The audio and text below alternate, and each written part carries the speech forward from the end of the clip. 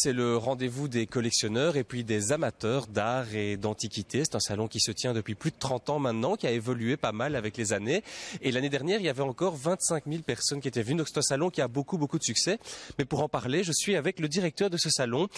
Alors bonjour, c'est vraiment le rendez-vous à ne pas rater, à ne pas manquer quand on aime l'art contemporain ou l'art antique. Voilà, Eurantica donc fête cette année sa 34e édition et c'est toujours un succès grandissant puisque hier soir nous avons fait une pré-avant-première, un vernissage privé où pas moins de 6200 personnes sont venues, donc c'est déjà un très bon départ. Un record pour cette soirée d'ouverture. Alors cette année, il y a une thématique particulière qui est le portrait. Pourquoi avoir choisi cette thématique cette année? En fait, chaque année, donc, il y a un thème dans le salon qui est un peu un fil rouge, un fil conducteur pour les exposants, mais également pour les visiteurs.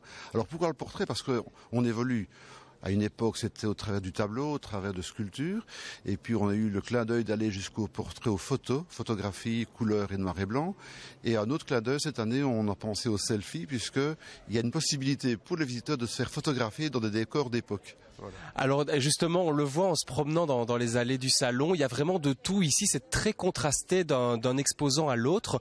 C'est pas seulement un salon où on voit des vieux meubles ou des vieux tableaux, c'est un salon qui mêle l'antique et le contemporain, ça c'est très important. Voilà, on balaye les périodes, on balaye les styles. Beaucoup de tableaux modernes, tableaux 20e et même du contemporain sont présentés ici à Eurantica.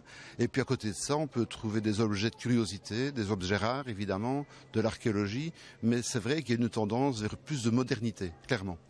Mais ça reste toujours des objets haut de gamme qui sont présentés ici. Oui, dans la mesure où précédemment, ça veut dire que depuis 2 jours, des experts visitent l'ensemble des stands pour s'assurer de la qualité des pièces présentées ou du pourcentage de restauration qui aurait été fait. Et le public, c'est qui? Et le public, il vient de partout. Il est bien sûr bruxellois tout d'abord, mais bruxellois au sens large du terme, puisque beaucoup d'expatriés visitent le salon d'art, puisqu'il est réputé et connu à l'étranger.